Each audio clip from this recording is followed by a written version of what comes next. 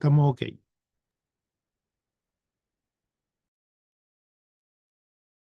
Hello, everyone. Marcelo Zufo here.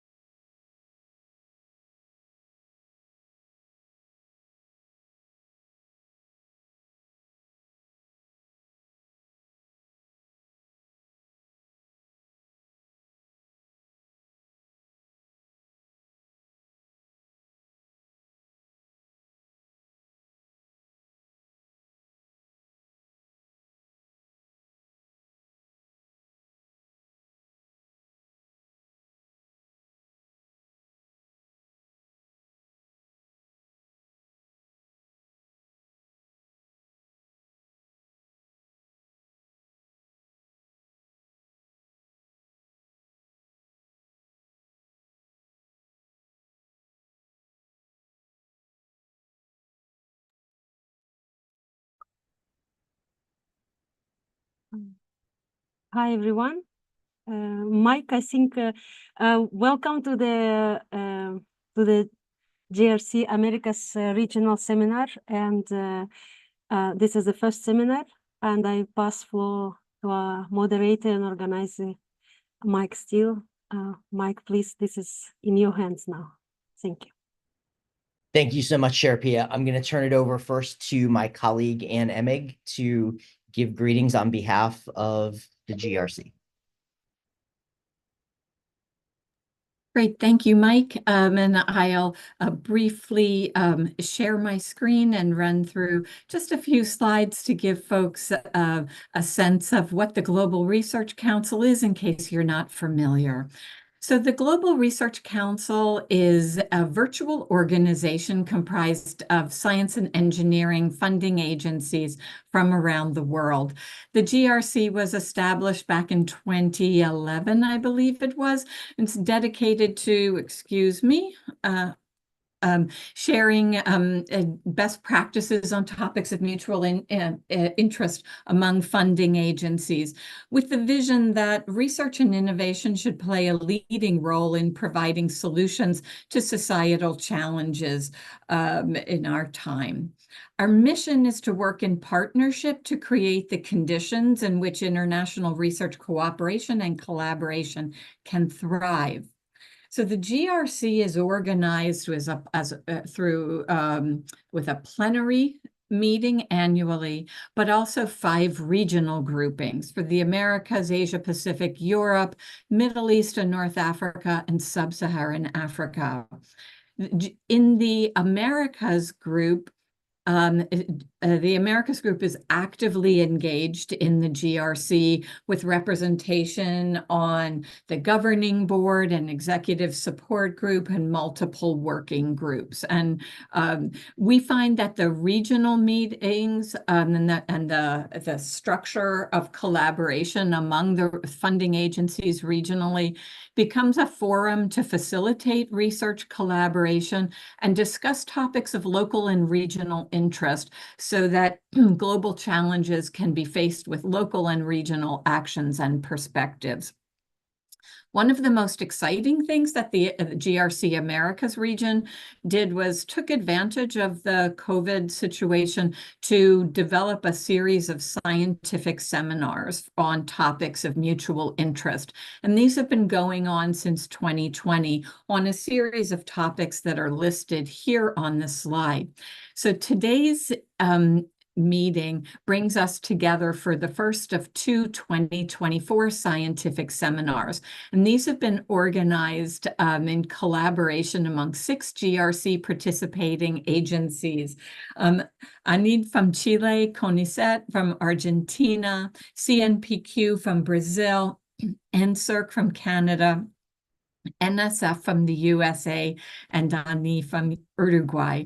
So thank you very much to the partners. It's been fantastic to work with you, and we look forward to continuing this collaboration. So we have today's seminar, which addresses research security and integrity, and then another seminar coming up in 2 weeks at 10 a.m. from 10 a.m. to 12 p.m. Santiago time on the topic of guidance and adaptation of AI in the science, technology, and innovation sector. We hope that these seminars will align with the GRC objectives and vision and strengthen research collaboration among funding agencies and researchers in the Americas, and bring additional perspective of research funders within the region to topics of mutual interest, and provide an opportunity to report and share collaboration experiences for the benefit of all of us in the Americas region and for the Global Research Council overall. So thank you very much for giving me a few minutes to give these introductory remarks, and I look forward to a successful seminar. Thank you. Sorry for interruption. Thank you very much, Anne. I just wanted to make a slight correction. FAPES from Brazil is also a key organizer of this seminar. So my apologies to thank you for that, Charpia. Yes, and my apologies thank you very much. to our FAPES colleagues. Well, thank you so much, Anne, for that introduction. Thank you to all our colleagues who have helped us organize this, and in particular for Anid, who's doing a fabulous job of hosting. And welcome to those of you who are tuning in on the streaming service. We are so happy to have you with us today. My name is Mike Steele. I am an expert in the Office of the Chief of Research Security Strategy and Policy at the U.S. National Science Foundation, and it's my honor to serve as the moderator for this session. I'm going to share some slides just to orient everybody to how we're going to spend the next slightly less than 2 hours in the session, and give you a little bit of a framing for the work that we are going to discuss today. And as Anne mentioned, the title of this first of 2 seminars is Research Security and Integrity. I wanted to start out by sharing a little bit about how this next couple of hours is going to go. So we're sharing some welcome remarks here. I will wrap those up within about the next 7 minutes. And as a part of doing that, I'm going to share at least the definitions that we've been using in the United States for research integrity, research ethics, and research security. And I think you'll hear as other presenters and panelists proceed that there may be variation in how countries and agencies are conceptualizing those structures and others. We'll start with a set of opening presentations. We'll have 3 presenters share a little bit about their approach to research security, research integrity, and how that intersects with international collaboration. We'll then have a panel discussion where we'll have a different group of representatives from across the GRC Americas region sharing some of their perspectives, and I have a series of questions that I'll ask that panel as the moderator, and then we'll have some time at the end for questions and answers. So we see these ideas of research ethics, of responsible conduct of research, of the values in the research ecosystem, research integrity, and research security as all very, very closely related. This is a diagram that we've used at the U.S. National Science Foundation to make sense of how all of those areas intersect. So you see our values at the core of that work. Then within that, issues of research ethics, responsible conduct of research, and rigor and reproducibility. And all of those kind of combine to encompass what we talk about as research integrity. And then you see on the outer ring, the notion of research security. And I'm going to share briefly the definitions we use for each of those things right now. So in thinking about research ethics, we think about the broad set of norms, cultures, values, practices, and principles that frame the conduct of research and development activities, such that the proposing, performing, evaluating, and the reporting of research, so that entire cycle of research are trustworthy, they're transparent, they make meaningful contributions to the understanding of the scientific phenomenon under study, they minimize harm, and they promote scientific integrity.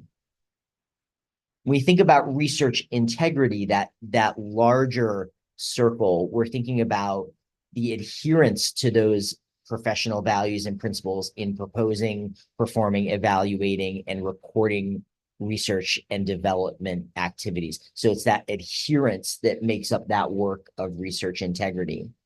And then thinking about how research security, that outer shell, is distinct. We think about these as a set of principles and actions that safeguard that research enterprise, so that help promote that research integrity, that safeguard the ethics and the work that's at the core of that research activity. And we're safeguarding it against a variety of things, against the misappropriation of research and development to the detriment of national or economic security. We're safeguarding against related violations of research integrity, and we're safeguarding against foreign government or foreign actor interference. So that's the way that we frame each of those three constructs that you'll be hearing about. As I mentioned, my colleagues might have slightly different spins on each of those constructs. And so it'll be interesting to listen as we go, how those are the same and how they are different.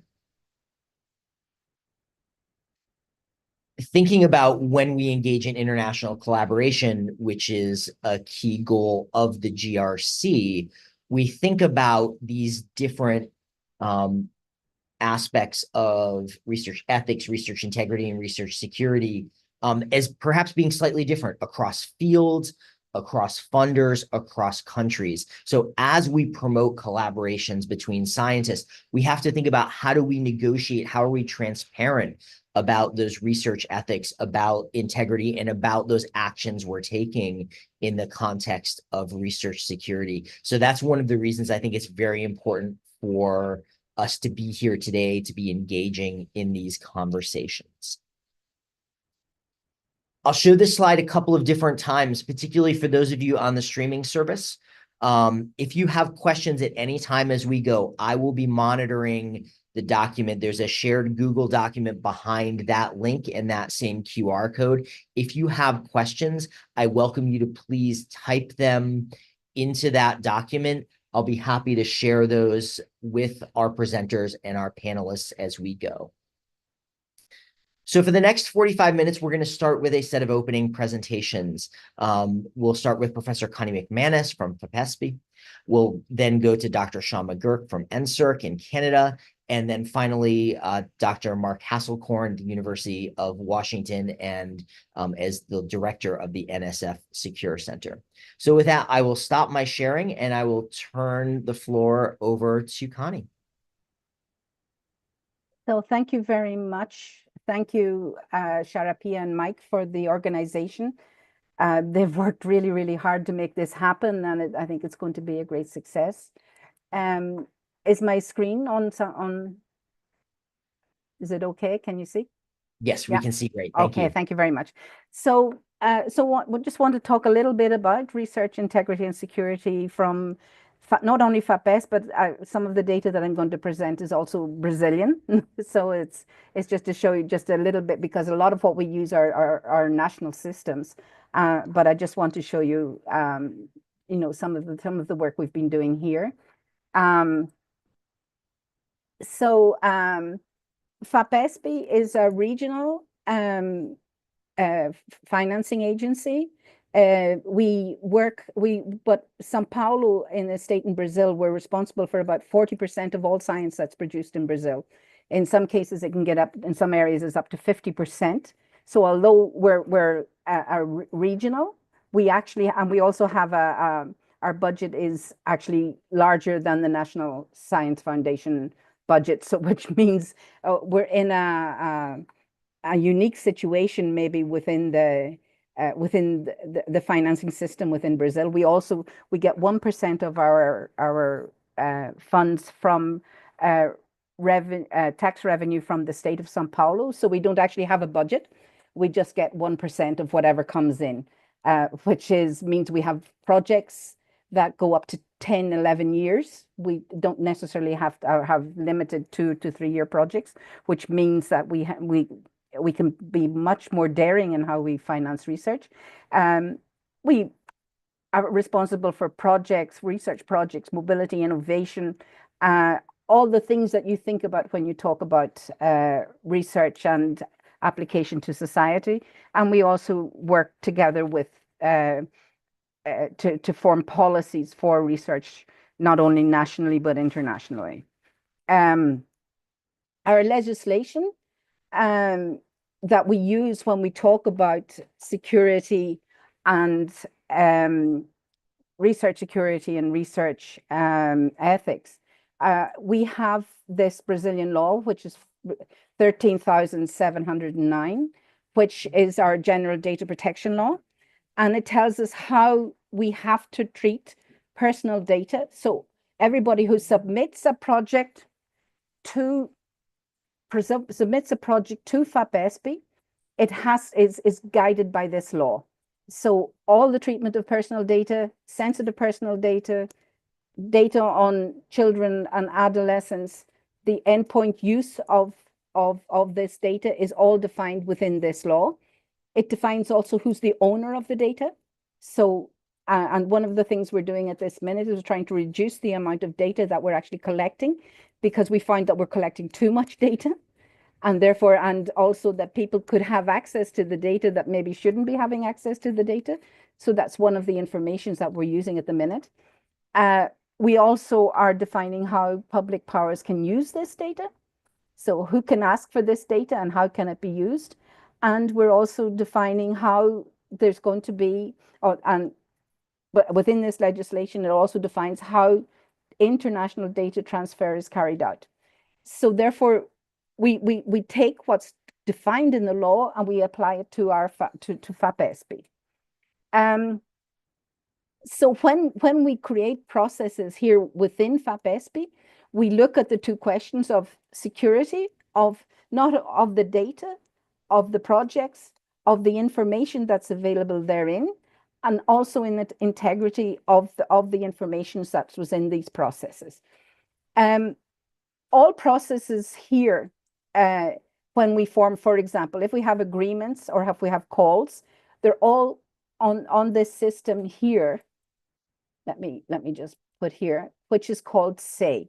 This is also available in the on the national scale, but this is for the São Paulo government. So this is my login, but you cannot see my password.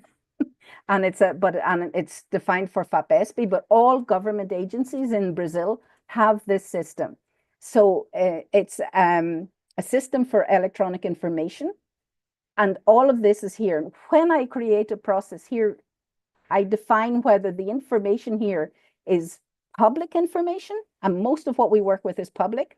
If it is delicate information, I can put it as being restricted, but I have to say what law I am following when it's restricted, or I can make it that it's confidential. For example, if we have a process whereby somebody is going to be sued or whatever, that nobody else can have access to that information. So this guarantees that some of the question that we have of data security, when I start the processes, I define from the beginning who can have access to these processes.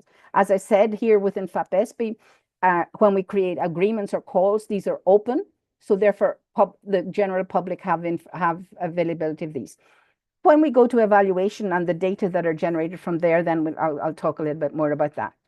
So when somebody sends us a project, we have this system. We're going to change the system in a little while, but this is our where we receive our proposals, called SAGE, which is knowledge.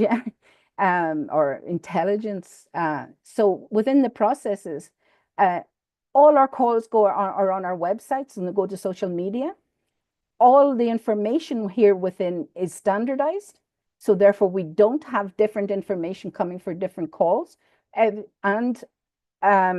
So that means that everybody is on equal footing when they're going to the evaluation process.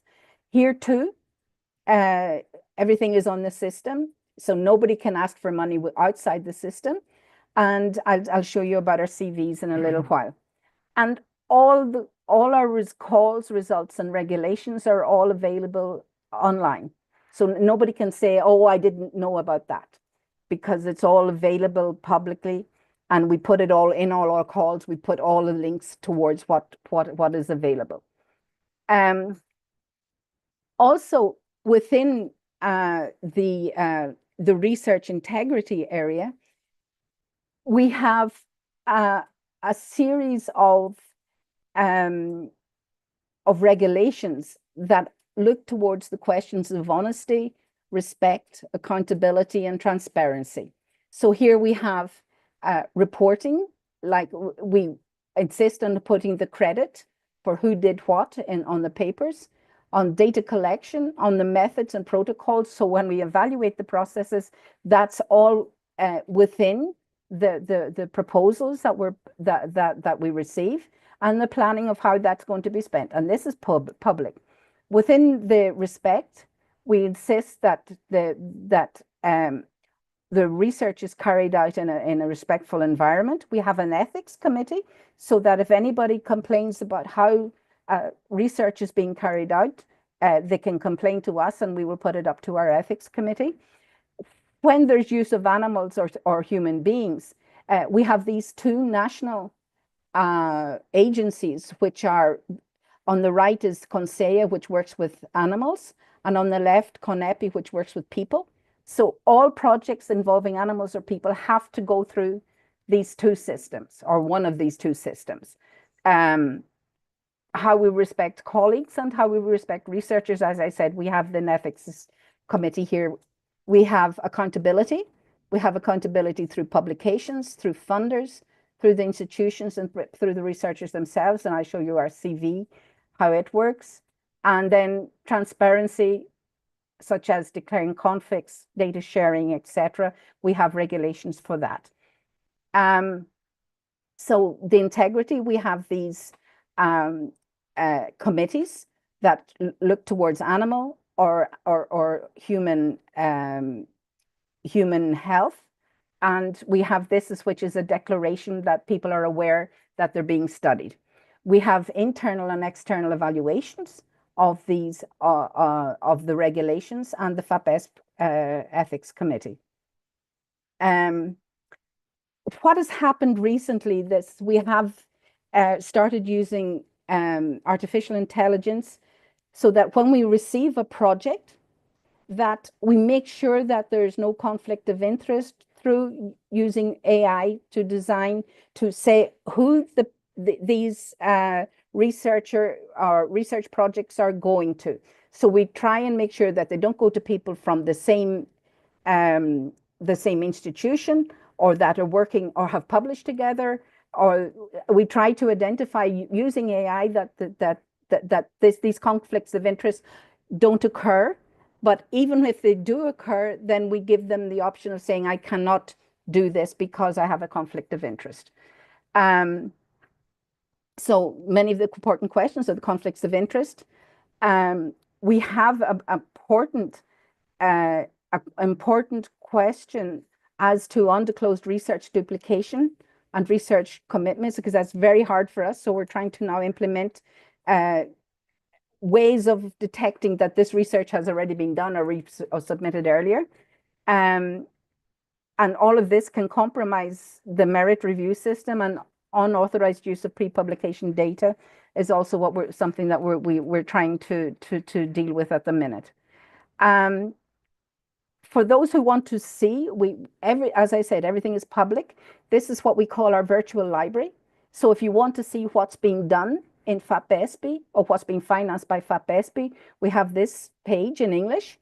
And you can here look for the research grants. You can just put in a keyword. You can see what projects are being carried out, how much money they received, who they're working with. And all the information is open data and is available online. We don't keep on we try not to keep anything out of the public eye. We try to make everything public. It's also, we see, like we can classify it by the Sustainable Development Goals. Here you can see, I just pulled up, I just see what's the research being done on Sustainable Development Goals. You see up here how many projects we have ongoing research grants, completed research grants, if they're in Brazil, if they're abroad, and then you can click on those blue things and then it'll take you deeper into the menu, and you can see things closer. And here too, you can see we get down to the project level. And here we have a project CV for the person. We have a ResearchGate, we have OrcID, all of that information is online.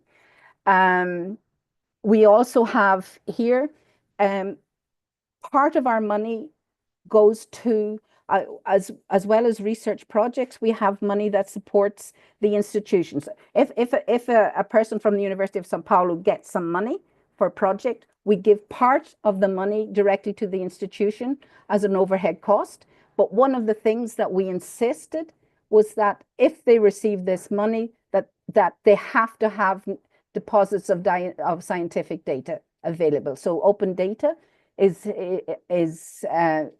paramount here, and that's one of the prerequisites for having this getting this money from FAPESP. Here's the site for USP, for the University of São Paulo, but all the other universities who receive money from us also have to have these sites.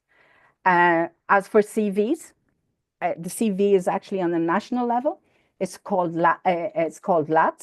Cesar Latz was a physicist here in Brazil, and all researchers in Brazil, from undergraduates up to postdocs or emeritus chairs or whatever, have to have this system.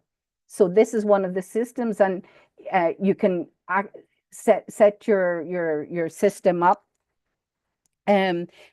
All of the papers in the system are with digital object identifiers, so that people can actually see that those papers actually exist. So, which is another way of guaranteeing that people aren't lying. When this system started up, there was a lot of tomfoolery going on. And then once the people started to see that actually people were actually reading their CVs, they started to improve the quality of the data that's in the CVs. And today, everybody has this system, and it's open data. Anybody can get into the LATS and pull up somebody's CV, and you see exactly what they're doing, and you can check that they're telling the truth here. So this is all to do with the integrity and the security within the system. That's all public information. So we're doing a lot of work in progress, just to finish up on internal data treatment, how we transmit data internationally, and doing some training on security and integrity, and then working on disclosure requirements and standardization of procedures, digital persistent identifiers, consequences for violation of this within our ethics committee, information sharing, because we get a lot of requests for information, but we have to have the rules in place to see what are the data we share, and research security programs. So thank you very much. Just a very quick overview, but I hope it gives you a basic idea of what we're doing here. Thank you very much. Thank you so much, Connie. That was very informative, very engaging. I'll once again invite our viewers, our colleagues, to enter any questions you have at any time into that shared document. And I understand the link is available in the YouTube comments as well for that. And I'm happy to pass those on. So without further delay, I'll turn over to Sean McGurk to share a little bit from the Canadian perspective. Thanks very much, Mike. Can I also get a quick sound off if you can see the screen all right? Looks great on mine. All right. So very happy to be here. to provide a bit of an update on how things are going here in Canada. So I'm Director of Research Security at NSERC, Natural Sciences and Engineering Research Council of Canada. We're one of the three federal funding agencies in Canada where we operate as part of a fairly large research and innovation ecosystem across the country, including many other funding bodies. Some of them focus on infrastructure, such as the Connect Canada Foundation for Innovation, many funding bodies at the provincial level. So we do quite a bit of work with these other funders, with other coordination bodies within our government to try to promote alignment on our policies. And so what I'll be presenting today is some of the more kind of harmonized approaches that we've taken around research security, and I'll try to filter in some elements as well about how we aligned with various international engagements around this, but also with other policies and processes that we already have, such as some of those that Connie had mentioned also for FPASP. So to start off, Mike already gave a very great overview of definitions on research integrity, research security. We effectively align with the same definitions on research security. We really try to focus this in terms of the broader ecosystem. And so these are the actions that help to safeguard the integrity of the ecosystem from the activities that can undermine its foundational principles. So that includes openness and transparency, academic freedom and reciprocity. Of course, quite a bit of focus around threats to national and economic security. However, it is really the threats to that research ecosystem, to misappropriation of research, to the unauthorized transfer of ideas, research outcomes, IP, and so wanting to focus on those. So this has been informed by quite a lot of international engagements, bilaterally with other countries. We've done quite a bit of work with the team at the NSF, for example. Canada co-chaired with the UK a working group across the G7 on the security and integrity of the global research ecosystem, which we called CGRE, which developed a set of common values and principles of research security and integrity, and recently published earlier this year some best practices around supporting an open research ecosystem around this, along with other multi-country dialogues, and of course the Global Research Council. And so how we build our research security ecosystem across Canada is also in the same ways we try to build on other science policies through dialogue and collaboration, specifically around research security in alignment with those G7 principles. We want to make sure that the research security measures we help to design and that we try to implement across the funding organizations here in Canada are clear, consistent, that they're adaptable, that they're very easy to understand by researchers and institutions wherever possible, that they're always proportionate to the level of the risk, and that they're always in alignment with other commitments that we have and continue to support around international collaboration, open science, and equity, diversity, and inclusion. And as part of some of our engagements with the Global Research Council, there's a lot of alignments with other concepts that we often discuss around responsible cognitive research, around responsible research practices, the sustainability of the research enterprise, which was a key topic for the last annual meeting earlier this year, where we also talked about responsible internationalization and research security. So all these topics can't be advanced in a vacuum, but as part of the broader science policy landscape, so requiring some holistic thinking, as well as a lot of international engagement.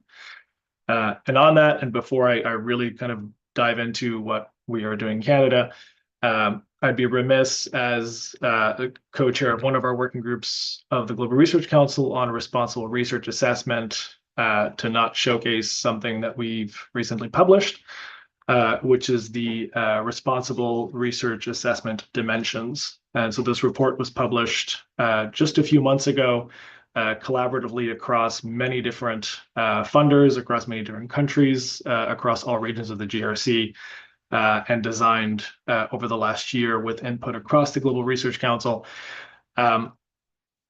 And while I won't go through this in any real detail, I wanted to highlight a few of these dimensions in that The first is really that funders should have a commitment to and promote research integrity and responsible cognitive research, which is very central to a lot of the work that we're doing on research security, and aligns very much with everything that Connie presented as well. And while these dimensions don't explicitly cover research security, that is a new dimension that many research funders are now engaging in, which requires thoughtful design implementation. And so how we are implementing research security measures within the funding agencies really tries to align with many of these other dimensions and how we are trying to responsibly assess research. We also need to responsibly assess risks and be able to support the ecosystem and not simply kind of add on additional measures, but try to integrate it into our broader sphere of science policy. So with that, I'll go into describing a bit more of what we're doing in Canada in some more detail. And to do that, I'll start with a bit of a timeline. Really a lot of research security engagements in Canada, while there were some initiatives that started a little bit earlier, our universities really asked the government to start a working group so that we can discuss and collaborate on this topic. And so there was a lot of co-creation at the core of this work, starting with the development of this Canada Universities working group back in 2018. And through that group, there was a lot of engagement, development of new guidance, which eventually led to the development of a new portal, which we called Safeguarding Your Research, or en français, Protégez votre recherche. And so this portal continues to be updated regularly. This is under the leadership of one of our federal departments, Innovation, Science, and Economic Development, with contributions from many other departments and agencies, including, of course, our team at NSERC. So I'll step out of this timeline for a second just to give the quick overview and have the obligatory picture of our president and chair of the governing board of the GRC, Alejandro Adam, who has an excellent video on the importance of research security and some of the key principles that we follow. So the Safeguarding Your Research portal has tons of resources. It has training courses that are totally free and can be taken by anyone. Guidance on how to conduct open source due diligence, on how to mitigate research security risk, even guidance for research organizations and funders on how to think about this topic in Canada. And I wanted to highlight a few key points out of this, which kind of showcase some of the alignment with other policy priorities. So as part of the kind of research security 101 training courses, really outlining how the community should not be discouraged from any international collaborations, partnerships, or following any of the principles of open science. It's really about what are some key vulnerabilities, what types of mitigation measures can help collectively address some research security issues.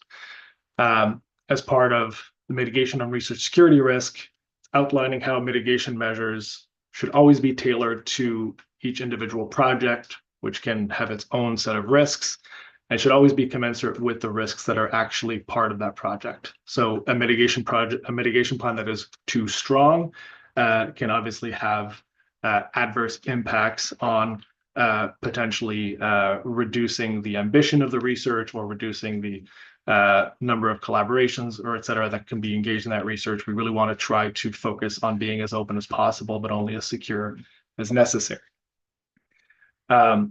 And in the broader guidance for research funders, the government is asking all organizations in Canada to adhere to the same principles of research security that we're trying to espouse across the ecosystem. So quite a bit of awareness raising through the community over the last few years through this. However, in 2021, we had a ministerial request to develop a first policy and to implement it very quickly, which was the National Security Guidelines for Research Partnerships, or NSGRP. So those were applied immediately to a research partnership program at NSERC called Alliance, which is really our flagship program to fund research with other sectors of society, including private sector. In 2022, there were some federal investments to help implement this, including some funding to the granting agencies, but also to develop a new research security center, which is helmed by our Department of Public Safety, and I'll give a quick overview of that later on, and to help support a new research security stream under our research support fund, And so this allows our most research-intensive universities to apply for additional funds to build their own capacity for research security to support their researchers in adhering to these new measures. In addition, since 2024, and this is maybe the one that most people are now aware of, is a new policy on sensitive technology and affiliations of concern, which was requested again by the ministers back in 2023. This was also then designed closely with the community where we could, and was published earlier this year. It's now been implemented across the federal granting agencies, and we've published now tri-agency guidance on research security.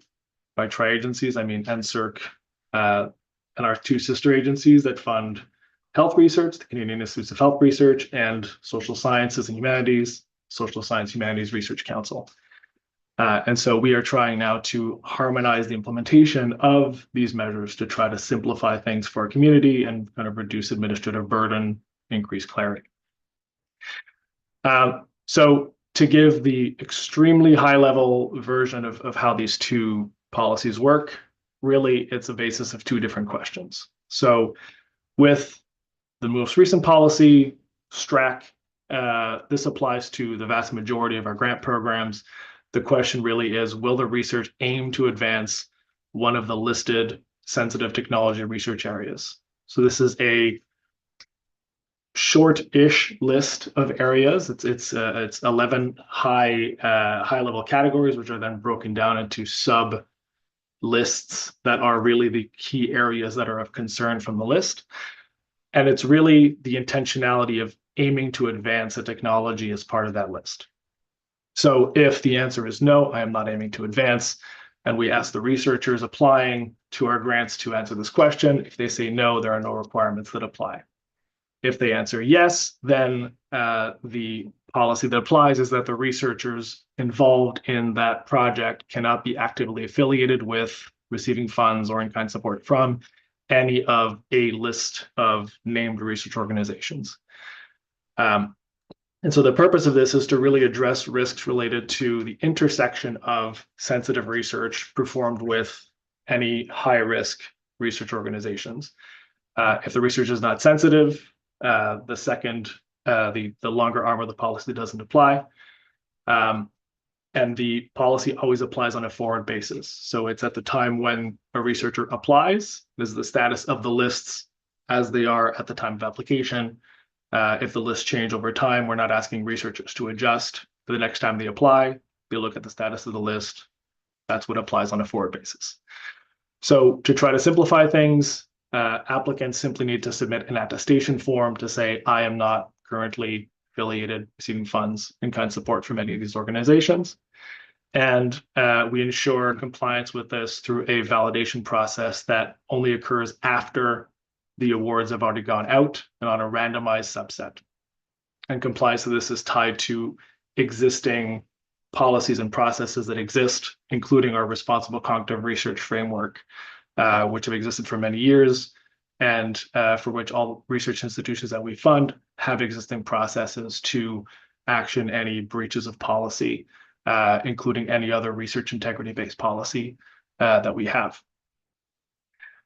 For the National Security Guidelines on Research Partnerships, or NSGRP, this applies to a very small set of programs that are specifically to fund research with private sector partners. So the question is, will the research involve a private sector partner? If it does not, then there's no requirements that apply. And if it does, then there is a risk assessment form that must be completed where the applicant is asked to work with their partner. And so it is a transparency exercise to answer a set of questions. If any risks are identified with regards to the partner or with the research project, including some of the data that might be included in that project, that must be addressed using a risk mitigation plan that aligns with the risks that were identified. So this addresses risks at the intersection of sensitive research and the potential for unwanted knowledge transfer, done through a risk assessment form at the application stage. And for this, compliance is assured by a risk assessment review process that has been transparently described on the Safeguarding Research portal. At NSERC, this is conducted by my team, where we go through each application on a case-by-case basis. And where needed, we can consult our national security departments and agencies for additional advice. But in the end, it is still our funding decision, where we can then apply additional mitigations as needed to address risks. Overall, about 40% of the applications we fund come in with no risks identified, no mitigation measures needed, and we agree. About 60% pose some kind of risk, often very minor, typically can be mitigated by a very straightforward mitigation plan. And our institutions have become very, very skilled at developing these mitigations over time. So far, my team has seen over 2,000 of these, I believe. And we've really seen the quality of these and the specificity increase over time. And about 1 to 2%, we seek advice from national security agencies, where in most cases we try to get to a yes and try to find ways to mitigate any risks. In a small number of cases, we may not fund the project if there's an unmitigable or extremely high risk to national security. But even in those cases, we provide, similar to how we'll provide the results of the merit review back, even if we don't fund for the reasons of merit, we'll provide information back to the applicants as to why they're not being funded, what the risks were, and we'll even provide an opportunity to request a meeting, not only with our team, but also with the national security departments and agencies represented by our Research Security Center to ask questions, to learn from the process and be able to reapply again. And it is always on a case-by-case basis. So the intent of these policies, as I covered at the top, is really intended to be proportionate to the level of risk, targeted to those risks without unduly impacting the research and the researchers involved, clear, consistent, adaptable. For example, the risk assessment form on the guidelines were updated in 2023 following feedback from the community. At the time, we have received, I think, over 1,000 forms. We really looked at question by question to increase the clarity, make sure that it's really well understandable by the community. And then for the STRAC policy, which depends on these lists will be updated likely on an approximately annual basis to ensure that there's always a level of clarity and researchers always know where the risks lie for the projects that they're advancing through our grant applications. And so the way that we're implementing this across all the funding organizations is outlined in our new tri-agency guidance, which we published earlier this year. So it's really a harmonized implementation. This outlines the procedures to follow for both policies when they apply. It outlines which policies apply to which funding opportunities and outlines the guiding principles that align with this work. As part of this, the intent is always to make this complementary and compatible with our open access policy, with our research data management policy, which then also aligns with FAIR principles and has information about data management planning and open data. And the focus is always, again, with this open as possible, secure as necessary, to maintain openness to a maximum extent and applying appropriate mitigations really where necessary. I'll conclude very briefly with just a quick slide showing the progress from our Research Security Center. And so this is a center that's helmed at Public Safety Canada. It's been in operations now for a bit over a year with regional advisors who can support across Canada, all the different institutions that we have.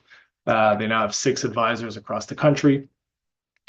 And so they serve to really empower a culture of research security. So working closely with institutional research security offices in those regions, and then networked with our teams across the granting agencies and elsewhere in the department, in the federal government, to ensure that there's a good consistency of messaging.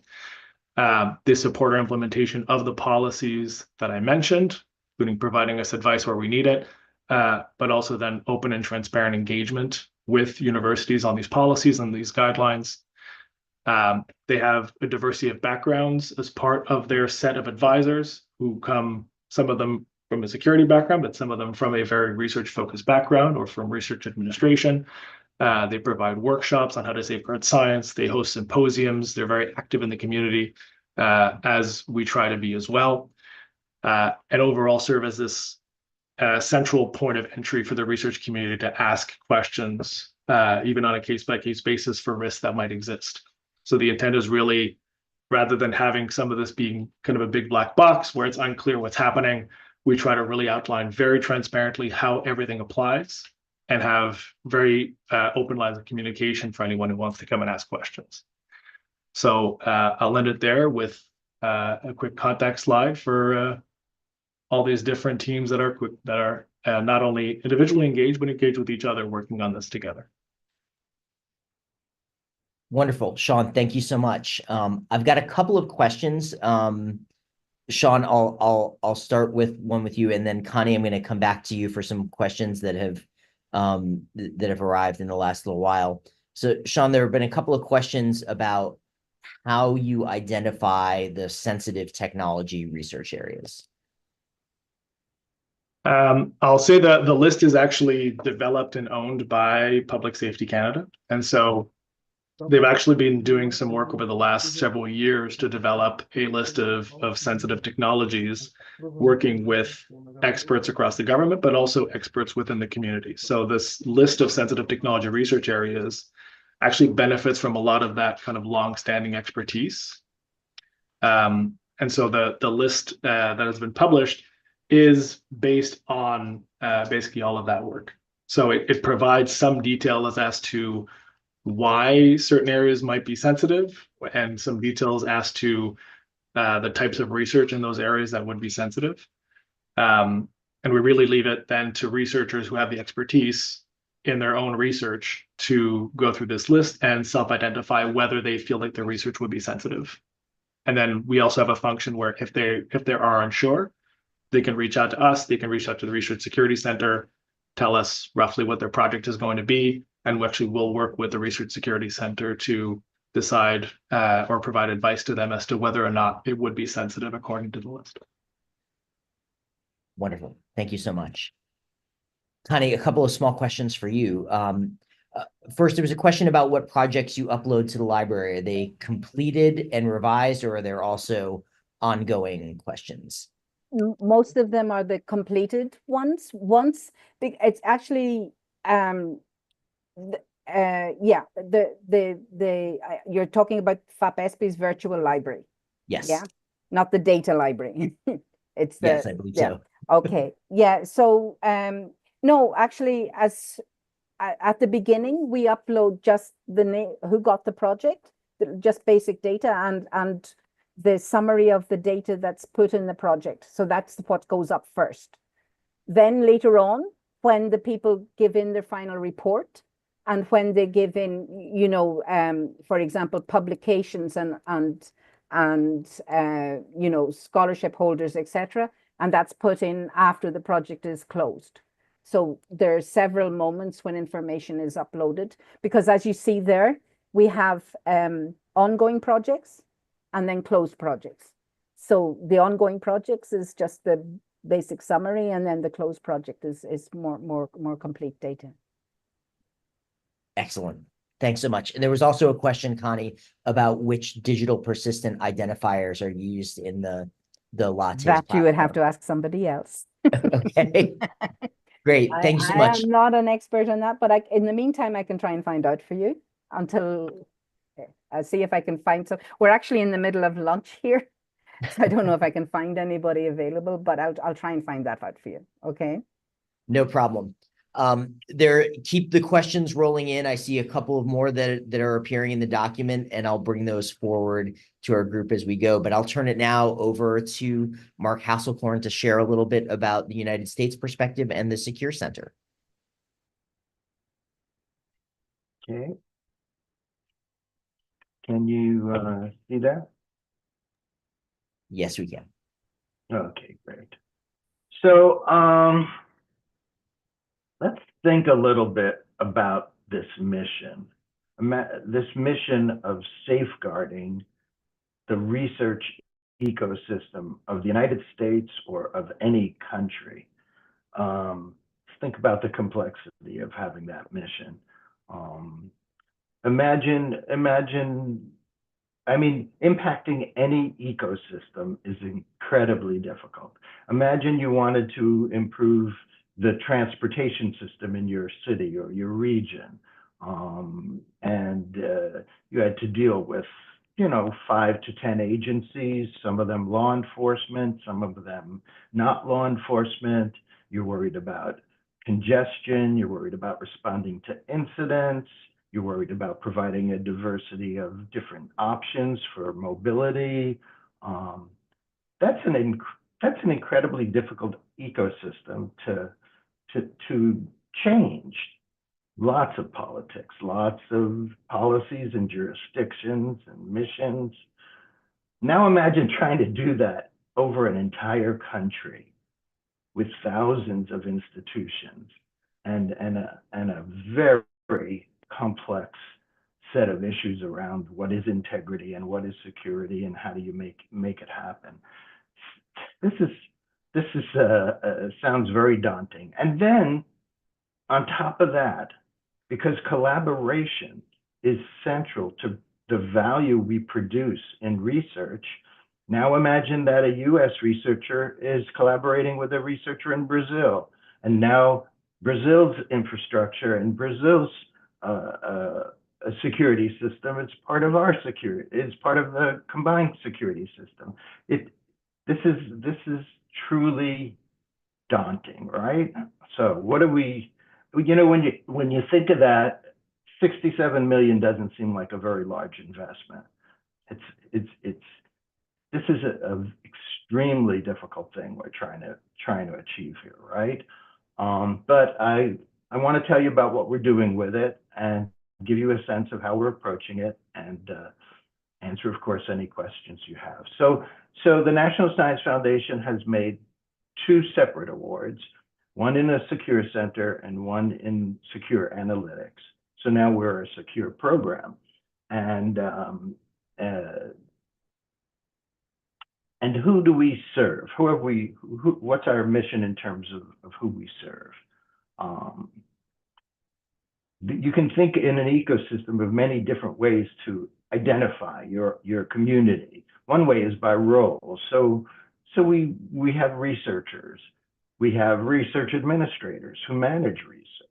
We have funding agencies who support research. Certainly those are the 3 that quickly come to mind. But there are many others too, and it's very situational. It depends on the security challenge. If the security challenge is protecting a sensitive physical laboratory at your institution, then your campus police are part of your community too, right? It depends what you're working on, and that's part of the complexity. You can think of it not so much in roles, but by where all these people come from. Institutes of higher education are an extremely large and diverse group. We use in the US R1, R2, and R3 to indicate size and amount of research, but emerging research institutions, minority serving institutions, historically Black colleges and universities, tribal serving. We have a wide range of communities in terms of institutions with very different needs and very different sets of resources. We also have small and medium businesses who get government funding in the case of the US through things called SBIRs and STTRs for startups and to initiate that, that's government funded research as well. They're part of the community, nonprofit research institutions, et cetera. And then there are a whole range of associations and societies that already are organizing these groups. The AAAS is a US scientific organization, APLU, AAU. We have all kinds of, I could throw alphabet letters at you, for 50 different associations that have organized. So we're not starting from scratch. There's already a community out there that's organizing itself, and you have to consider that. So the Secure Center is not business as usual. It can't be business as usual. We have to do something that makes a difference. And so what are the things that are not business as usual? Well, one thing is, and Sean used this word already, that we have a co-creation approach. We can't change the ecosystem. The community has to change the ecosystem. And so it is our job to empower that community to identify what it needs and wants, and then to give it the ability to actually build something. This is not just sitting around a table discussing what's wrong or what we want to do. We have to define the problem, design the solutions, and then actually build them and make them happen. And another way it's not business as usual, usually research administrators are not doing the research. They're facilitating, they're assuring compliance. They're doing all kinds of things. In this case, that knowledge of how the processes work and you know, they have knowledge that they've been dealing with security issues already, and we need to make them part of the activity. They are subject matter experts for us, the SMEs, not just so don't think of just a researcher who's in a sensitive area. He or she is certainly part of the community, but so are the research administrators that worry about that activity going on at their institution. And so are the funders. They have their mission and their stake in the game too. And so everyone is part of this thing. So that's different. And because of that, NSF treated this differently. Usually you put out a solicitation and people compete, and there's a winner, and the winner goes off and does the work and everybody else goes home. That's not what happened here. We picked the best from all the proposals and combined them. So people who were not part of the winning proposal or even of any proposal are part of this activity. And then, you know, the bottom line here, when you think about what I've been saying, is it's kind of funny. We get $67 million, and those of us who got this money can't accomplish the mission. Only the entire research community can accomplish the mission. They have to be engaged, and we all have to come together on this thing, or it's not going to happen. So one of the things we will co-create, in addition to the tools and the capabilities and the best practices and all the things that we've been talking about, is we're going to create a shared virtual environment where the trusted community, and defining that is a critical, you know, aspect of this, where the trusted community comes together, collaborates, shares solutions, shares information, and works to enhance security in the context of producing research value. People have to do their jobs, and so the tools and capabilities will be delivered in a shared virtual environment where the community comes together. And we have to accommodate diversity, as I was pointing out before. Those solutions don't have to look the same for everybody. Those solutions have to work for your situation, for everybody's particular, in each person's environment, it has to work. So Secure is really providing a mechanism to bring the community together to design, develop, and implement these capabilities and solutions. And the great thing about that is when you take that co-creation approach and you do it well, you not only define the problems and empower the community to solve its problems, you take a group that's very diverse and you put them all on the same team. They're all on the build team. They all have to build something together. They can't just talk. They have to make a decision, a design decision. And so it builds collaborative decision making, and then it builds adoption at the end because they've created it themselves. If you create this stuff and nobody uses it, it's no good. So by having them, it's theirs. They own it.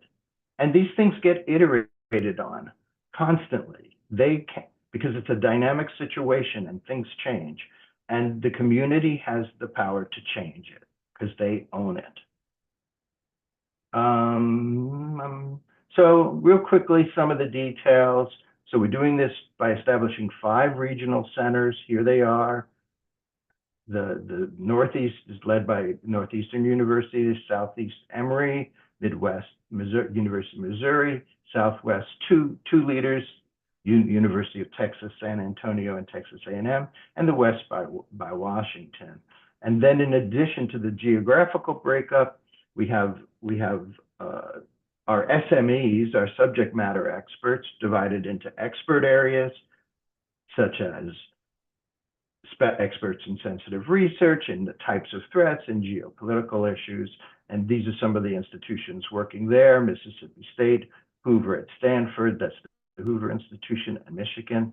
And of course, the second award, which is the center's companion award, Analytics, which is our powerhouse in the use of risk analysis and data for risk analysis. That's led by Texas A&M and Hoover Institution.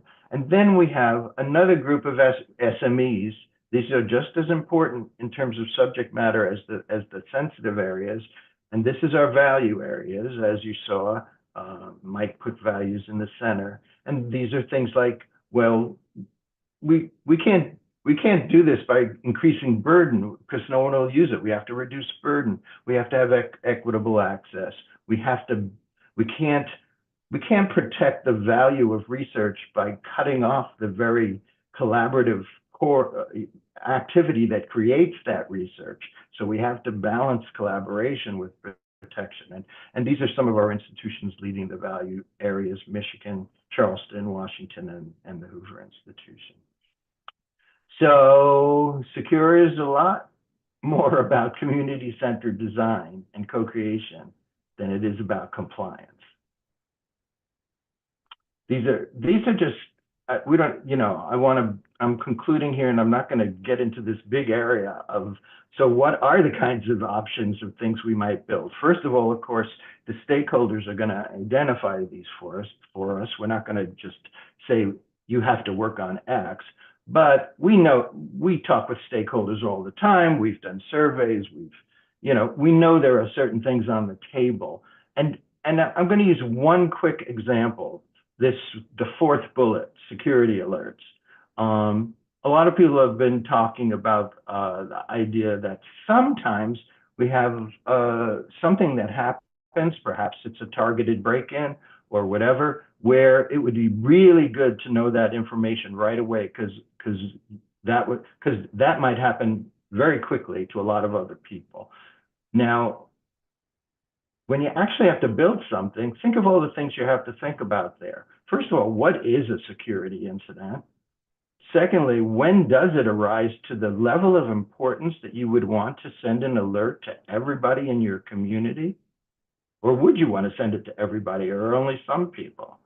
And who has the authority to send out an alert? You don't want your whole community able to just send out alerts to everybody. So how do you decide that? I mean, when you actually have to build something, you have to face these decisions and together work out who you are and how you want to work. It's a very exciting activity and also a very difficult one to manage. So think about that. So Secure Center engages, empowers the national research community to protect the value of our research through informed, collaborative, security-based decision-making. And I think that's my last slide. Thank you. Wonderful, Mark. Thank you so much. I'll transition here to a couple of quick questions, and then we'll move over to our panel discussion. One question, I think, Mark, this builds on exactly what you were just talking about. And I'll invite Connie and Sean to jump in as you'd like on this one as well. Is what sort of involvement do research communities have to establish policies on research security? That's a fascinating question. We are told by the National Science Foundation, Mike and his fellow compatriots, that we do a lot of things in the Secure Center, but we don't make policy. But now think about that. Think about bringing together the entire community to articulate, and by the way, is the funding agency sitting at that entire community? Here's a perfect example where we can't help but make policy in a sense, not the sense that we're told not to. But right now in the United States, it's clear that institutions are going to be, any institution that gets more than $50 million a year of annually to do research is going to have a research security program. That is going to be mandated. And there are areas that the research security program is going to have to cover. One of those is cybersecurity. Now, there's been a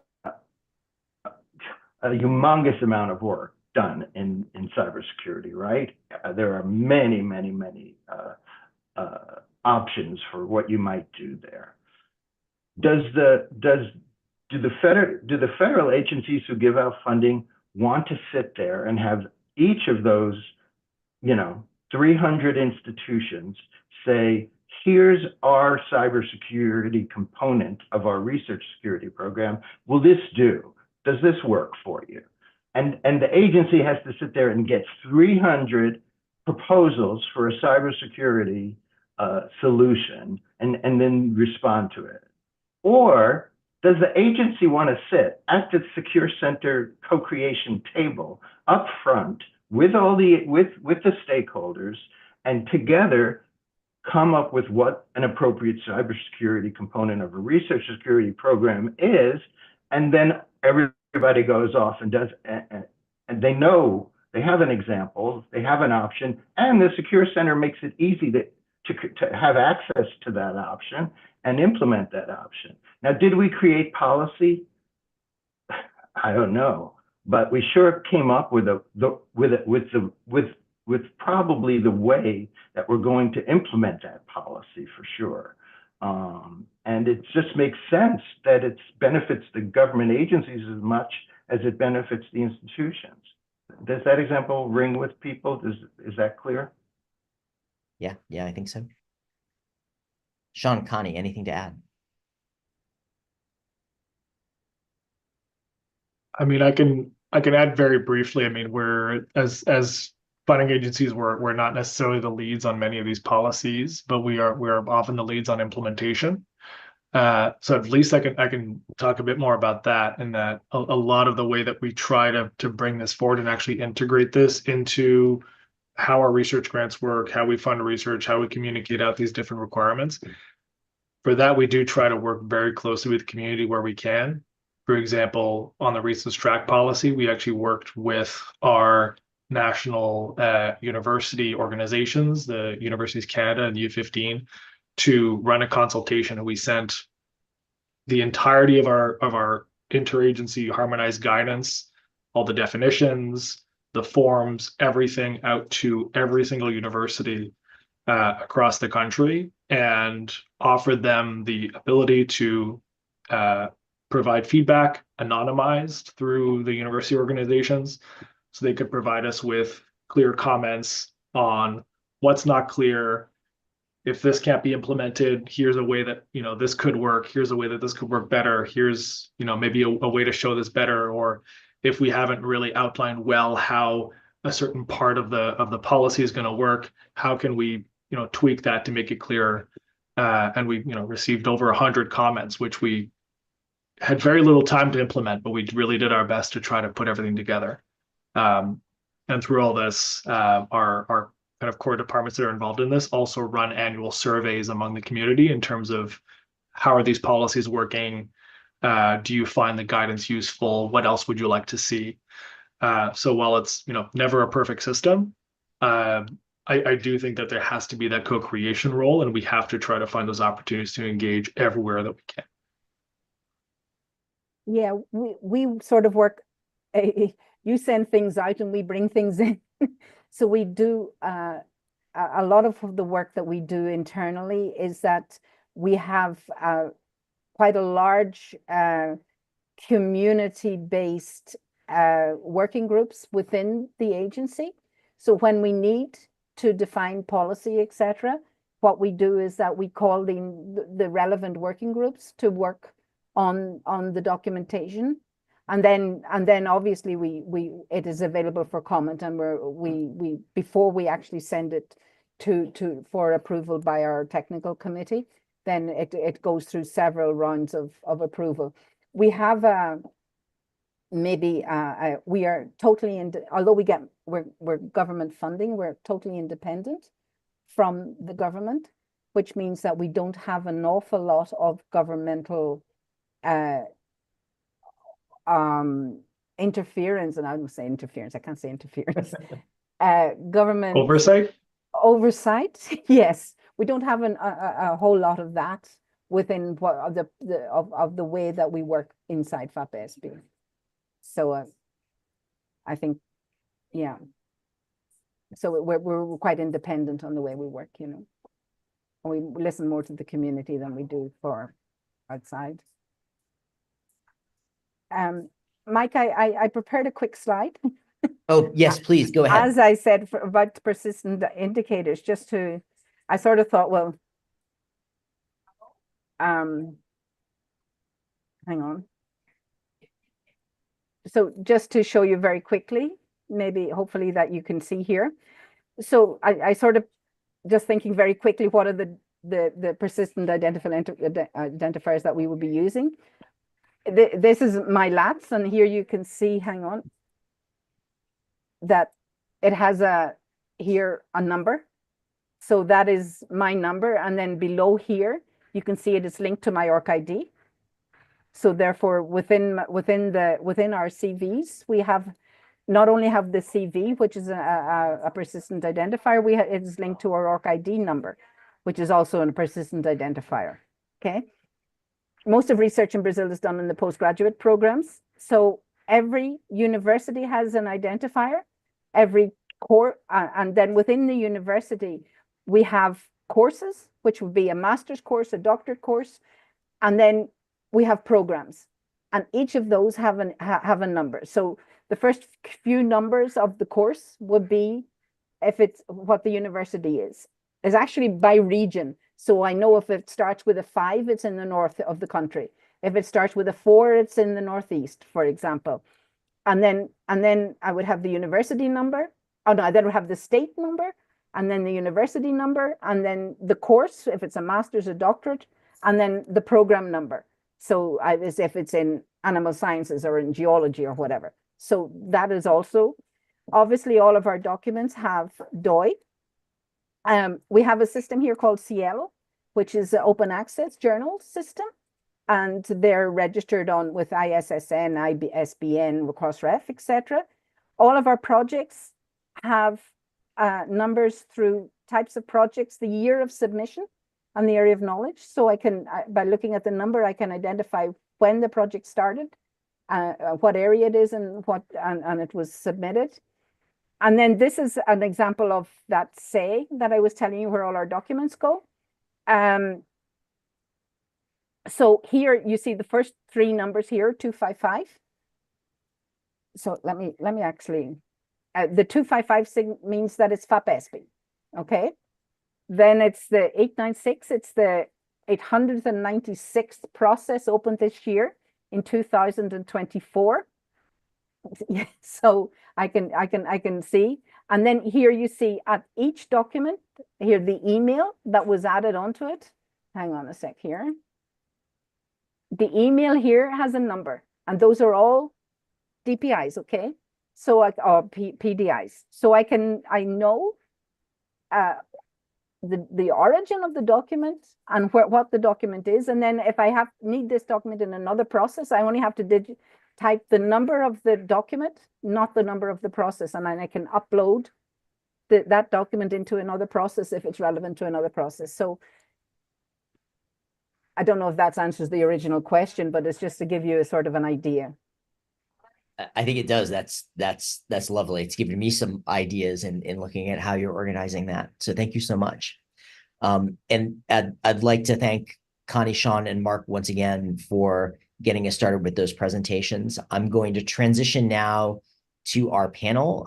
Allow me just to remind everyone joining us that we will take your questions at any time. You can use the URL that I have on the screen, bit.ly/GRC-A-RS for research security, or aim your mobile phone at the QR code on the screen.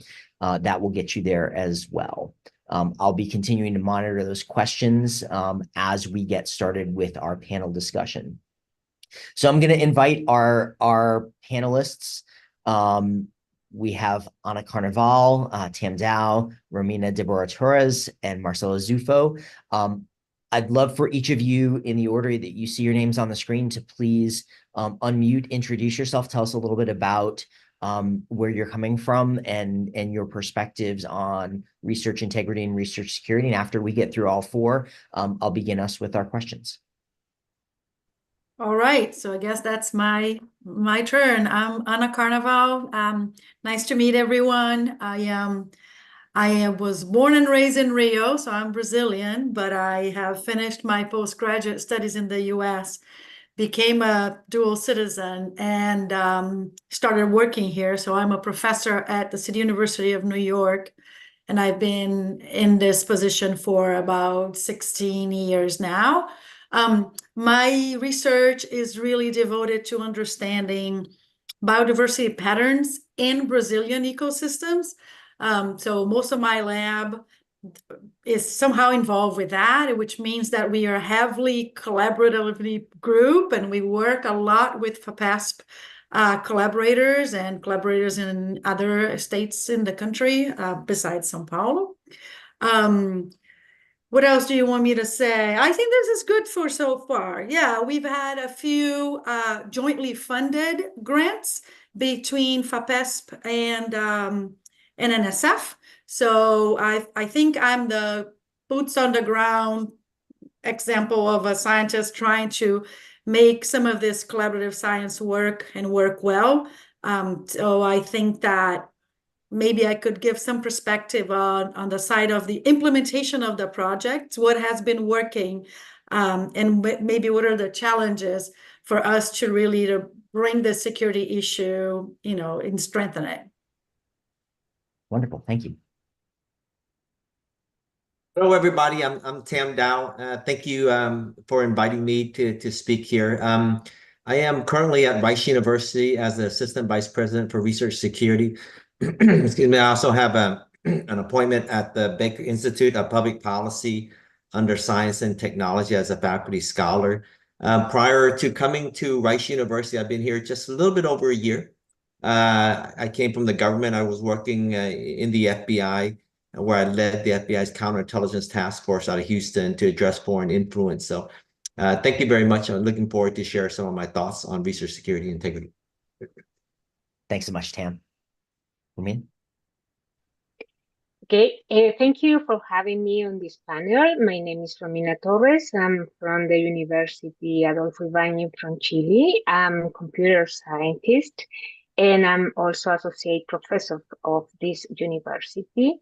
I have been working in cybersecurity and also artificial intelligence the last 25 years. And now we are working with different partners in Brazil, Argentina, Peru, trying to create or establishing a Latin American consortium about research security, because we think that there's a lack of training for the researchers in our region. So we're working hard on that.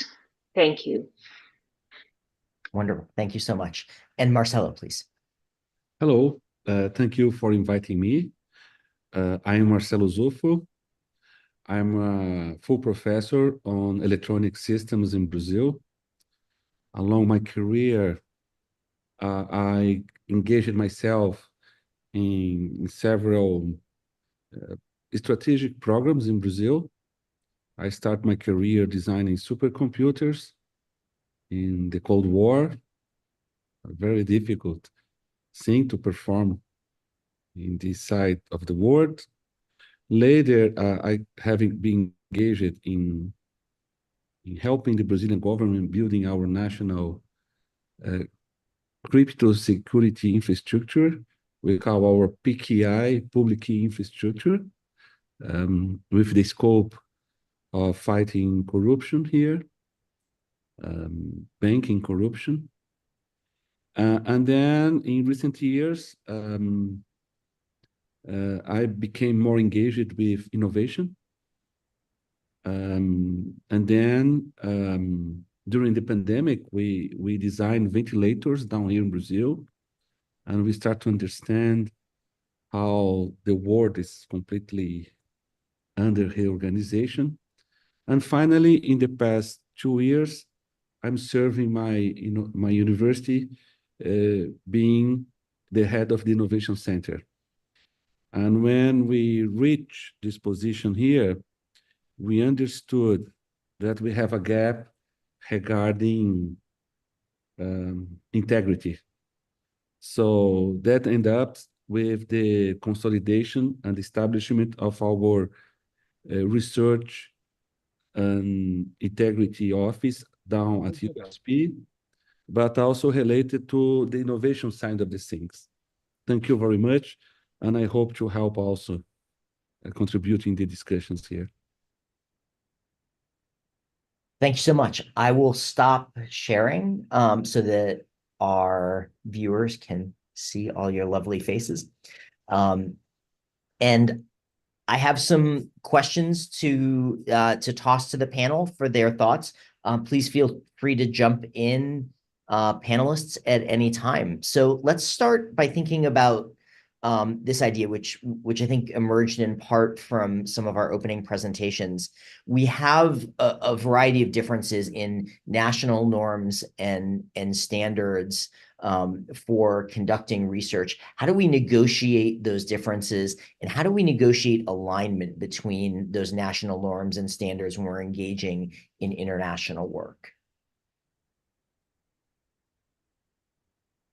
Very complicated question. Well, we are studying this. I can eventually give some light. When we talk about research security, that also levers to national policies and sometimes constitutional policies. So we need to follow guidelines that came from the constitution of each country. And I think the countries that are in here, they have different paths. For example, in Latin America, to the dictatorships in 60s and 70s, national security is a forbidden word, because national security was a tool to fight freedom in these countries. And then with the democratization of the region in the 80s and 90s, many constitutions try to avoid this legacy. At the same time, talking about research security, for example, I was observing the discussions here. In Brazil, we have the concept of food security and climate security. But still, we do not have a clear understanding of the concept of economic security. Only recently, I was invited to participate on a panel in our National Defense School. And then people here is starting to realize that trade, Brazil has 10 borders. We have borders with 10 countries. And we start to realize that trading decreased with US, decreased with Canada, but is also decreasing dramatically in our borders. And that can eventually create conditions for future wars. But you know, each country has a different perspective in this direction.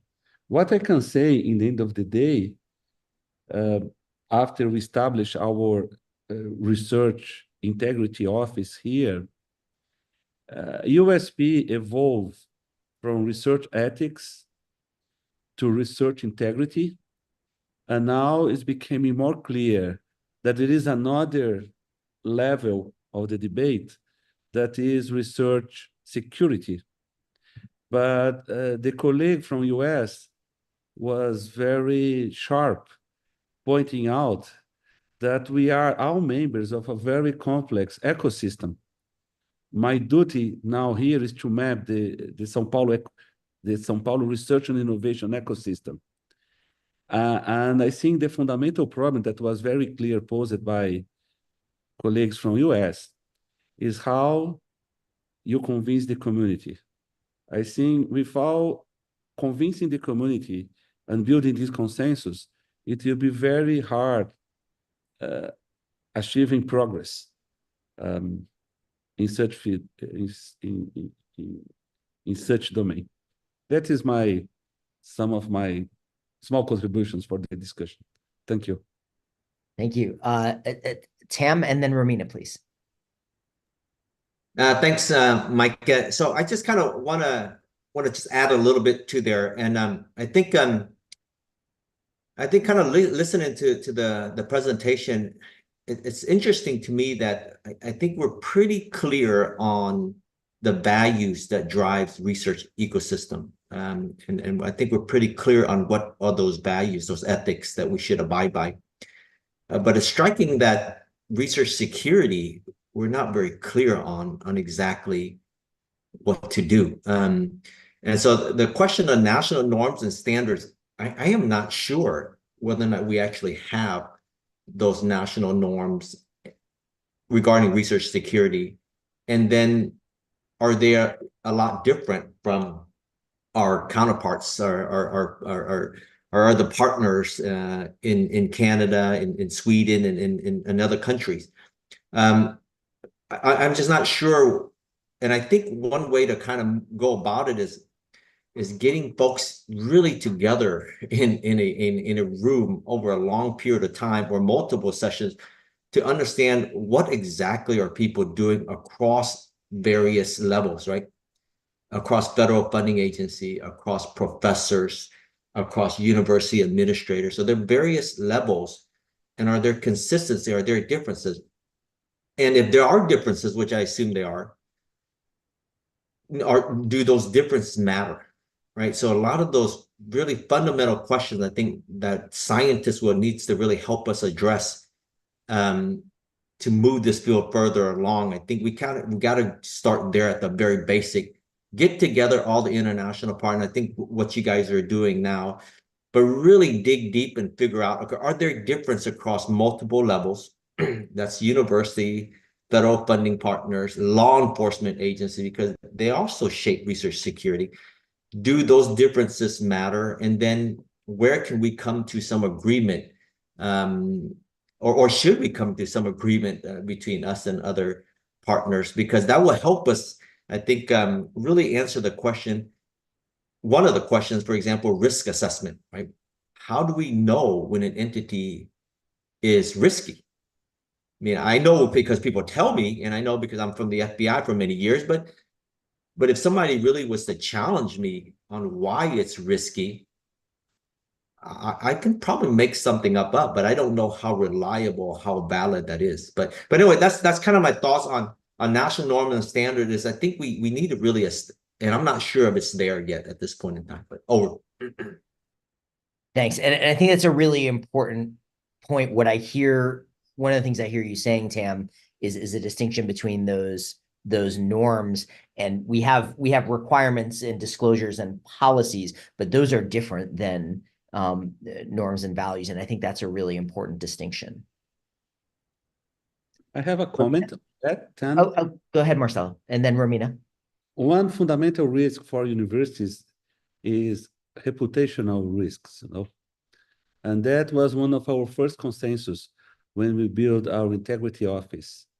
Eventually, some national or global partnerships can hit a reputation that's something very relevant to a researcher and to a research institution. Thank you. Thanks. Romina, please. Yes. Well, in the presentation, we have see several examples, right, provided by the different speakers representing the different countries and how are conducting secure research, their process, their tools, and that idea established that there are several, of course, research ecosystems. So the question is how to connect this ecosystem in order to make a collaboration, international collaboration. So from the South American Research Security Consortium that we are establishing here in Latin America, we think that we need to a big project about harmonization, about how can we harmonize the different standards that different countries already have. How can create a common framework or set of guidelines that all parties agree to follow. And of course, that means that we need a lot of different meetings to try to converge to a set of standards that all countries participating in the consortium agree. And also, we see that in order to get work that, we need also something like central communication platform in order to, because we think that is crucial, the regular and transparent communication. So we need something international in order to help us to align expectation and also resolve a misunderstanding quickly. So we think that is the most important thing in order to try to create or negotiate the national normal standards between the countries. We need something in the middle in order to make the different voices available. Thank you. Thank you so much. And I think that resonates with some of the things you heard Mark talk about with what the Secure Center is hoping to do in the US. And I think there's a lot we can learn from the work that's going on in South America to try to harmonize and to try to bring those communication platforms together. Anna, I'd love to hear a little bit from you about how you think about as a researcher, as someone who mentors newer researchers as well, how you think about fostering those international collaborations, how you think about avoiding some of the pitfalls that we hear a lot about, like ethics dumping and helicopter research. Yeah, I was waiting for the higher order discussions to happen and to then put this other layer.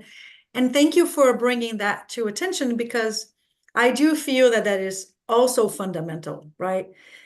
It helps us little if we have the infrastructure in place and the norms in place, but once projects are actually funded, if they don't actually do what they wrote that they were going to do or how they wrote that they would do, takes everything down the drain. So I've been finding very, very crucial that the level of partnership in these international collaborations it's crucial for some of these integrity and security issues. And to the point that I would actually think that these joint research programs across people in various countries should be more than just a collaboration. It's almost like an allyship. We should see each other as allies in the sense that the problems that your country sees as important are relevant to me and my lab. and vice versa. And I feel that it takes one level up from just a, run-of-the-mill collaboration. I feel that very successful collaborations to go and actually do this successfully, they have to have lots of trust and they have to have lots of comfort. Like, I trust you, and if you tell me that FAPESP requires that all of these data be put on system X and Y, I will commit time from my grad student to actually do that, and species by species, individual by individual, to upload this and not dump this on somebody or not do it, right?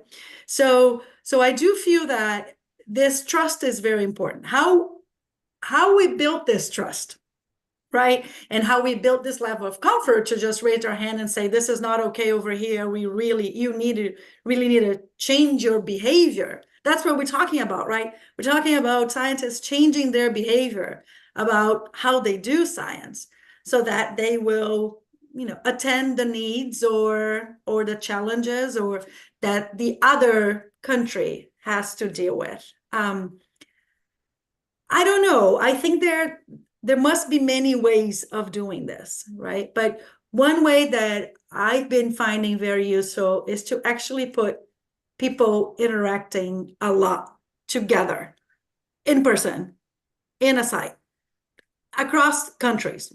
Take in our case, bring the Brazilians to New York, let them see our reality, right? And our problems. Now, take the New Yorkers to São Paulo and let them be wondered by, the Serra da Cantareira or whatever, a beautiful site that they have over there. So I do feel that these human bonds and these, peer interactions are really crucial here. So every time we're talking about, I feel like as we're thinking about security and integrity and how we make this uniform, we really need to think about how do we really strengthen these ties, because they depend on that. That's what I'm going to leave for now. Thank you so much. Other colleagues like to weigh in on that point? I'd like to jump in there real quick and talk about international collaboration. And I like what Anna mentioned there. And there's another level of complexity on how do we foster that international collaboration. And I like to give this example is, let's say, for example, we want to collaborate with an entity overseas.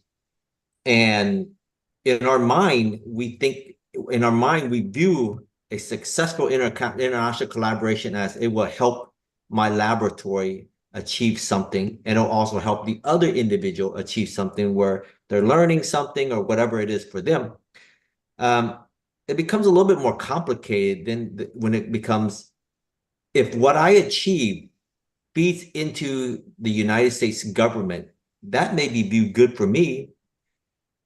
If the other individual's research then ties into a military organization, into an adversarial government, is that viewed as success? I mean, and that's where I think the conundrum, the difficulty lies for international collaboration. And I think as a field, I'm not sure what professors think about that, and how does that tie into taxpayers' money, and are we okay with that? Are we not okay with that? I don't know if, again, going back to the norms, I don't know where we stand as a field in general, so that we can foster collaboration, so we can know, okay, that's generally accepted, that's generally not accepted, and that's kind of the field has agreed that it's okay, even though it feeds into a military apparatus or it doesn't feed into a military apparatus. But then that way it allows scientists to have better direction on how to foster that collaboration and when to back off on international collaboration. Over. Honey, please.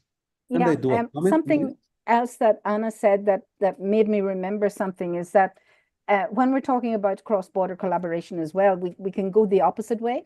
So, for example, in Brazil, we have very strict regulations about the use of animals and animal experiments. And also for the, and there's the Nagoya treatment or the Nagoya Treaty for the protection of biodiversity. And what we find a lot is that people tend to ignore or try, or they will actually take a project outside of Brazil to carry out a project that maybe we were financing, because the science or our regulations are more strict maybe than in some other country that the people have easier access to. And that is a serious problem for research security. And that is also in the question of course for Brazil, the question of the Nagoya Treaty is fundamental, and then very, very strict regulations here within the country. But then that also reduces how we do international collaborations in research and biodiversity, because because it's very much for example, what we have a lot of people coming in for drug discovery or whatever, but there's no permission being allowed for drug discovery or whatever because of the Nagoya Treaty and the way the Brazilian government implements the treaty, and we have a system called Cisgen which regulates that, and so for one side we need the regulations, for the other side, are they too strict? I think that's a question. I see that Anna has her hand up for that. Yes, Anna, then over to Marcelo after that.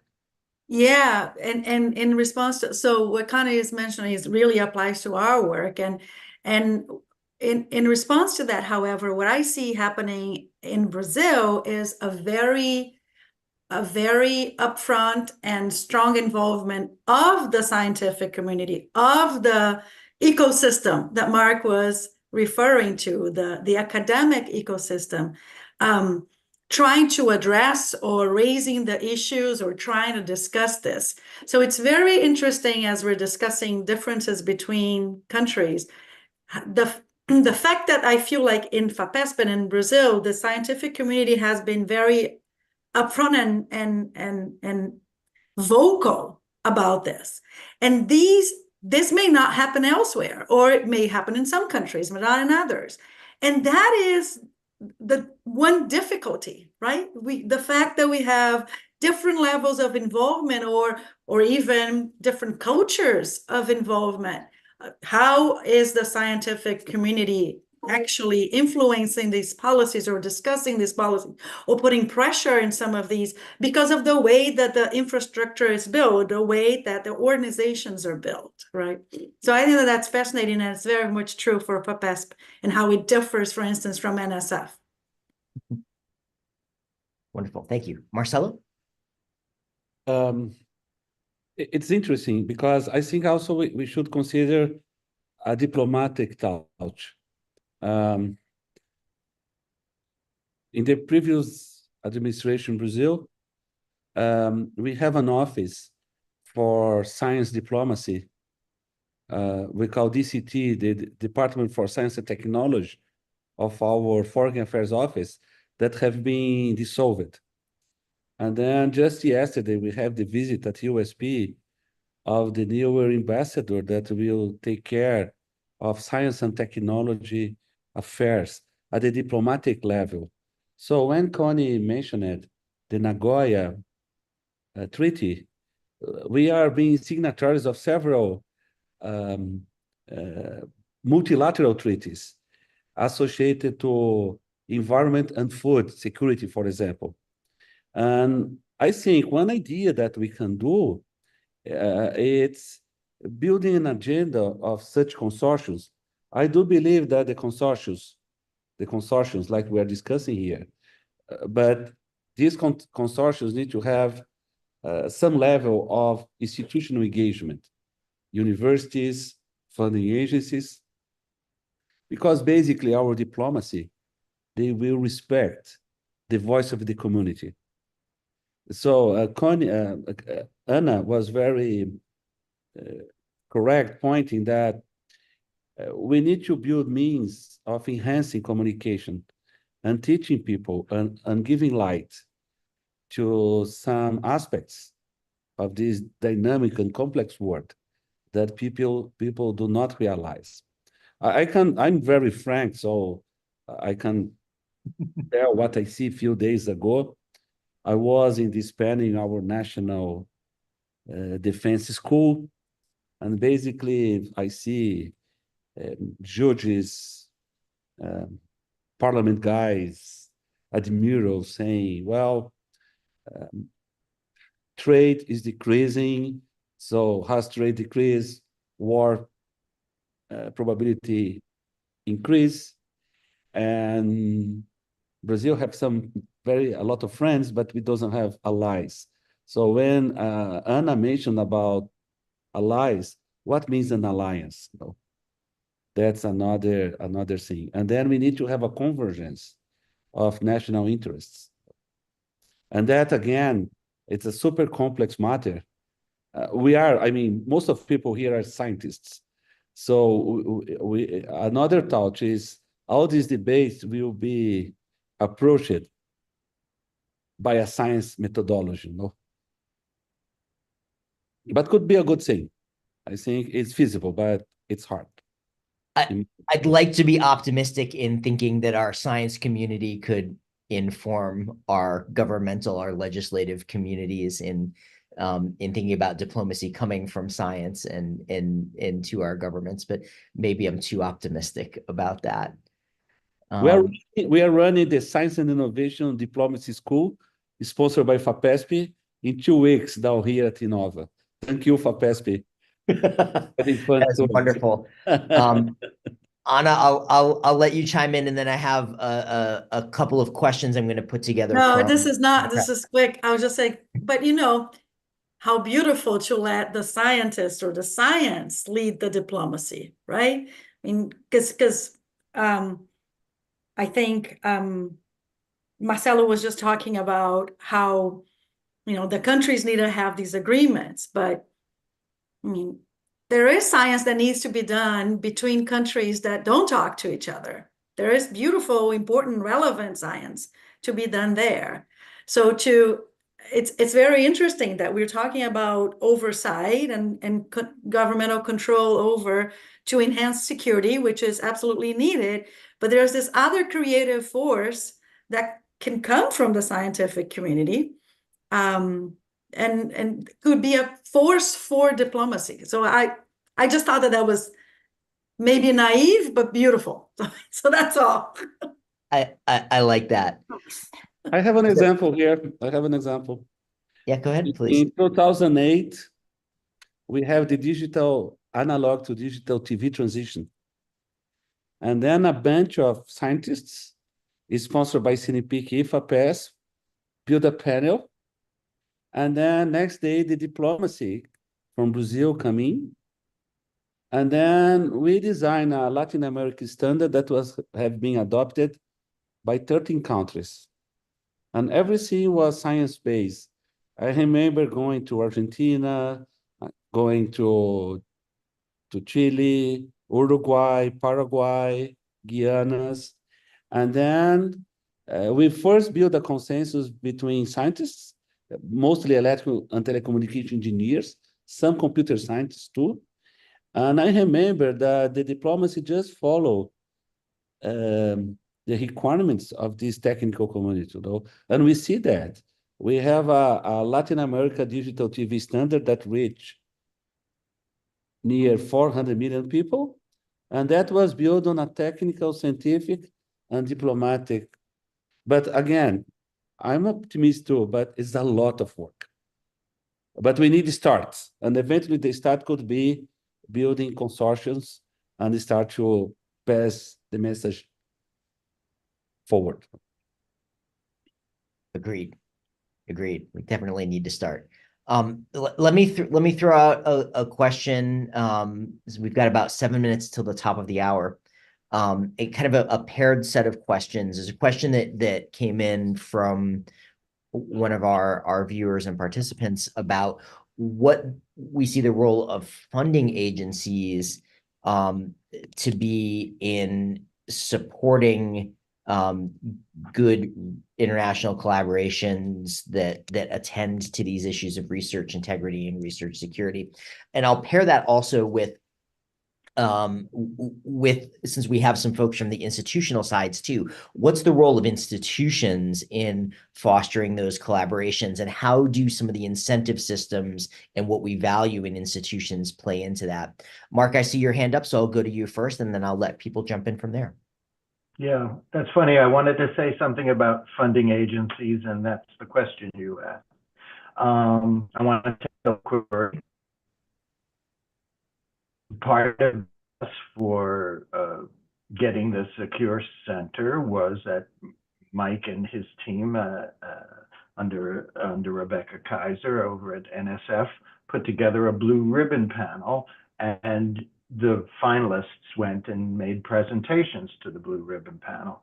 And after we made our presentation, the first question that the blue ribbon panel asked us was, they said a US researcher goes to France and for a conference, and they meet another researcher there, a French researcher, and they start talking with each other, and they get excited, they share data, they're working on common issues, and out of that comes CRISPR, a major advance.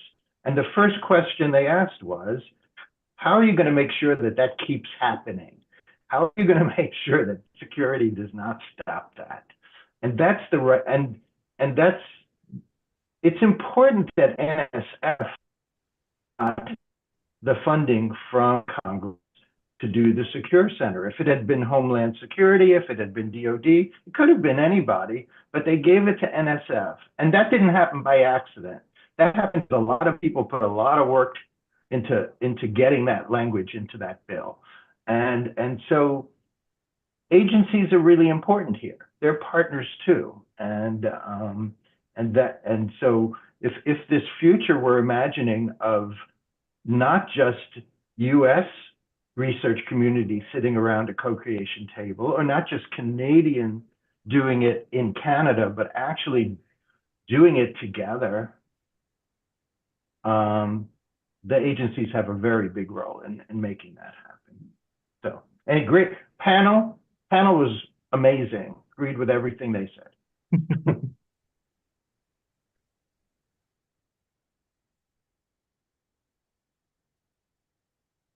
Get time for one or two comments on that if folks have perspectives they'd like to share. We will have a concrete example in 2 weeks on the AI panel, Yeah, so yes, we will be able yes. to step down. I mean, AI could be used for marvelous things, but also guide missiles in wars, So I'm pretty sure that many scientists who design, we have a Nobel Prize this week in AI. I think all of these scientists do not consider the dual applications of the science, And at the same time, we cannot forbid scientists doing what they like to do, that is research. And that is not ethics, that is not integrity, but it's security, And eventually funding agencies can give more money we do more research on security, in research security, and its societal implications for the future of humanity, Yes. Sean, I'll turn to you for the last word. Yeah, and I'll say I totally agree. I think the AI example is a great microcosm of this, and maybe this is a good ad for the next seminar. I'll say as one of the funder folks on the call, I do think there's a core role in this, that I think that the main role of funders is to help the researchers they fund to create great collaborations and to fund great, and to put forward the best research that they can. So I think from a not just a funder's perspective, but a broader government perspective, I think it's largely a question of tone and clarity and of engagement. Fundamentally, everything about research security is a shared responsibility. As I think Tam mentioned, at the researcher level, at the institutional level, at the funder level, at the government level, there needs to be that level of dialogue. I think there needs to be a level of trust that, you know, as a researcher, if you're going and meeting with others, you can trust that you understand, you have some certain level of predictability of how research security is being applied, that you understand what these systems are, and that you can actually come into those conversations knowing that, you know, your funders, your governments have got your back in wanting to support you in doing this, and that really there are places where you can go to ask questions to put together the best collaboration that you can, and ask the right questions to make sure that you're delivering that, you know, incredible science, incredible partnership, incredible results, incredible outcomes, and have the best tools and information at your disposal to do that. So I think that's the core role. Well, I think that's a perfect bow to put on this conversation. I think that's a huge aim, and I'm so glad we got to come together across the region to discuss how we might continue to advance that work. So I'd like to thank our presenters and thank the panel. It's been an absolute pleasure to learn from you all over the past 2 months, and certainly over the past 2 hours with everybody here together. And I'll thank the GRC Americas region for convening us once again, and for our hosts at Anid for taking care of all the logistics and getting us to engage in this conversation and getting it to come out to all of you. And thank you all out there for your comments and your questions. They've been very valuable. Thank you so much, everybody. Sharapia, is there anything you'd like to say before we sign off? Thank you very much, Mike. I really enjoyed the conversation. I agree with Mark's comment. It's a wonderful session, wonderful presentations. And what we as a GRC can do is actually what you suggested. We are agencies that come together to talk, and this is some result of our efforts, and we will not stop here. We will continue this discussion that started here. And last but not least, I want to invite you all to the next seminar, like Sean mentioned, on 24th. It's at 10 a.m. Chile, Brazil, Argentina time. I'm not sure what time is it now in other parts of the world. Please join us, please register, and we can continue, because these topics are very relevant, and they are, when we talk about research security and IE, it's indispensable topics to, they're very related, so I think we can continue our discussion on 24th. So thank you very much, and bye. Thanks, everybody. Bye-bye. Thank you, everybody. Thanks, everybody. Have a nice day. Thanks, Mike, for organizing. Yeah. Thank you all for coming. So appreciate it. See you. See you soon. Mike, thanks. My pleasure.